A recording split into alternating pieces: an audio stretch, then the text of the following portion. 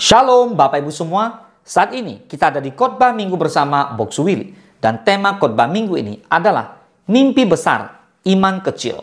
Mengapa banyak orang gagal menerima janji Tuhan? Mari kita bahas. Saudara dikasih Tuhan, banyak orang Kristen punya mimpi besar dalam kehidupannya. Rumah tangga diberkati, usaha maju, karir sukses, bahkan ingin dipakai Tuhan dengan luar biasanya.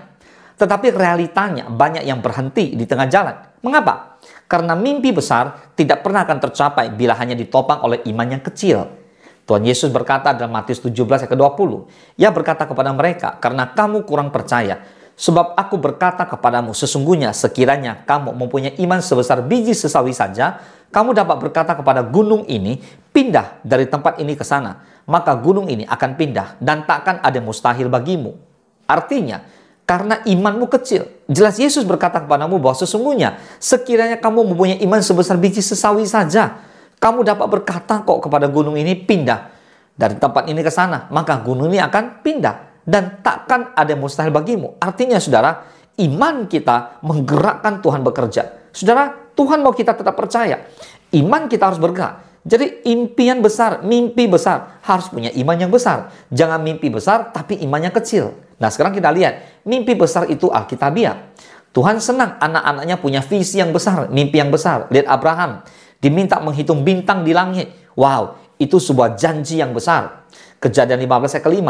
Lalu Tuhan membawa Abraham keluar serta berfirman, coba lihat ke langit, hitunglah bintang-bintang. Jika engkau dapat menghitungnya, maka firman-Nya kepadanya, demikianlah banyaknya nanti keturunanmu. Yusuf bermimpi menjadi pemimpin, tapi prosesnya begitu panjang.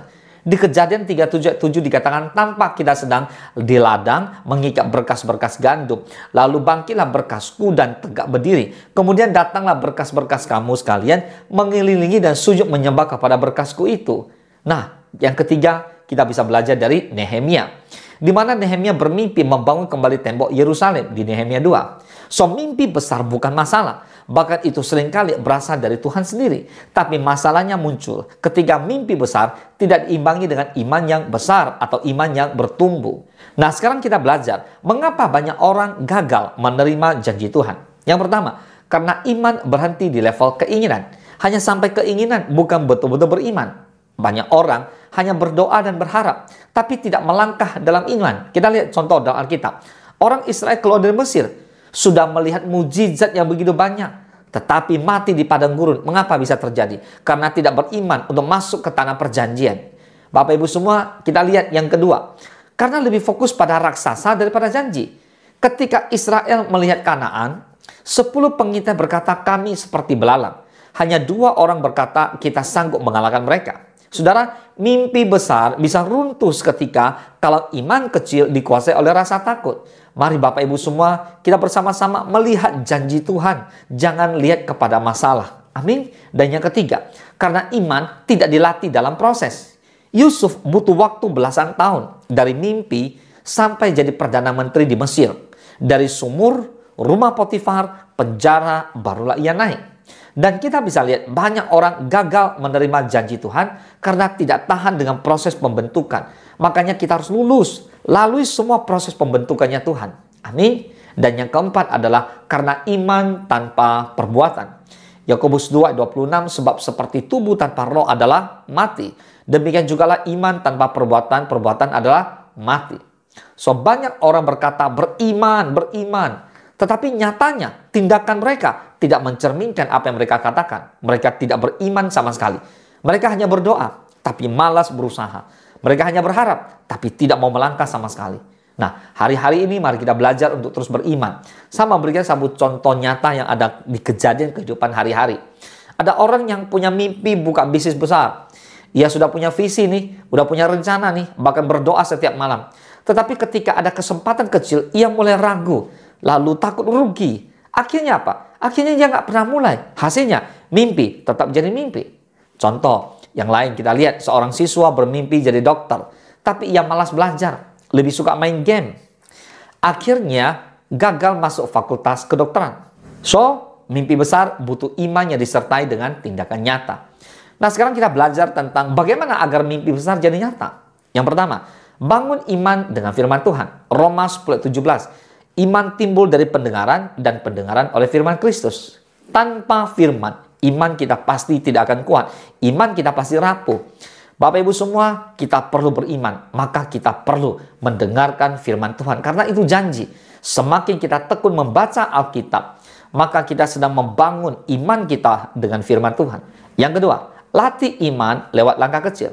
Mari kita berlatih bersama-sama. Mulailah dengan ketatan-ketatan kecil. Seperti Daud melawan singa. Lalu Daud sering melawan beruang-beruang. Bahkan dikatakan dia sanggup merobek daripada mulut beruang dan singa itu. Sebelum pada akhirnya Daud mengalahkan Goliat. Yang ketiga, jangan bandingkan diri dengan raksasa. So, lihatlah siapa yang berjalan bersama kita. Tuhan yang lebih besar daripada masalah kita. Katakan amin. Yang keempat, sabar dengan proses. Habakuk 2 ayat ketiga. Sebab penglihatan itu masih menanti saatnya, tetapi ia bersegera menuju kesudahannya dengan tidak menipu. Apabila berlambat-lambat, nantikanlah itu, sebab itu sungguh-sungguh akan datang dan tidak akan bertangguh. Artinya Habakuk 2 ayat ketiga menjelaskan, sebab penglihatan itu masih menanti saatnya, tetapi akan nyata pada waktunya. So, janji Tuhan itu tepat waktu, bukan instan. Ingat ya, tepat waktu, bukan cepat, bukan instan. Nah, yang kelima adalah iman harus disertai tindakan nyata. Kalau Tuhan taruh mimpi, mulailah melangkah. Ya, daftar kuliah, cari modal untuk bisnis, belajar, ambil peluang, dan sebagainya. Iman tanpa aksi hanya akan jadi angan-angan. Nah, saudara, sebagai penutup, mari saya mau tegaskan sekali lagi, mimpi besar bukanlah masalah. Iman kecil yang jadi masalah. Banyak orang gagal menerima janji Tuhan bukan karena janji itu palsu, tetapi karena iman mereka berhenti di tengah jalan. So, hari ini, mari bertanya pada diri kita sendiri. Apakah saya sedang bermimpi besar, tetapi membiarkan iman saya tetap kecil? Bertobatlah. Kalau memang kamu punya mimpi yang besar, pastikan Bapak Ibu punya iman yang besar. Kemudian, apakah saya lebih banyak takut dan ragu daripada percaya kepada kuasa Tuhan? Ingat, janji Tuhan bukan untuk penonton, tapi janji Tuhan untuk para pejuang iman. Jangan hanya jadi pemimpin besar dengan iman kecil, tapi jadilah orang yang punya mimpi besar dengan imannya teguh, iman yang besar. Kesimpulannya, mimpi besar plus iman kecil, maka akan terjadi yang namanya kegagalan. Tapi mimpi besar plus iman teguh, maka akan mengalami penggenapan janji Tuhan. Boleh katakan amin? Mari kita bersatu dalam doa. Bapa, terima kasih buat berkat-Mu hari ini. Kami boleh bersama-sama mendengarkan sebagian daripada firman-Mu. Tuhan Yesus berkati setiap umat Tuhan yang mengikuti khotbah minggu bersama Boksu Willy ini.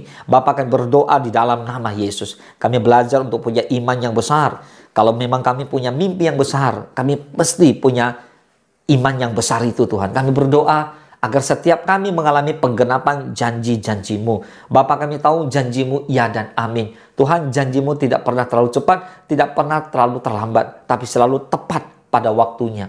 Bapa, mampukan setiap anak-anak Tuhan yang mendengarkan khotbah minggu ini, yang mengikuti khotbah minggu ini, mereka menangkap visi Tuhan, sehingga mereka berubah. Mereka semakin semangat, sebagai on fire, semakin beriman kepada Tuhan, sehingga mereka mengalami penggenapan janji Tuhan. Terpujilah nama-Mu, hanya di dalam nama Tuhan Yesus kami berdoa dan kami mengucap syukur. Haleluya. Mari Bapak Ibu semua bersama-sama kita katakan amin. Selamat hari Minggu, Tuhan Yesus memberkati.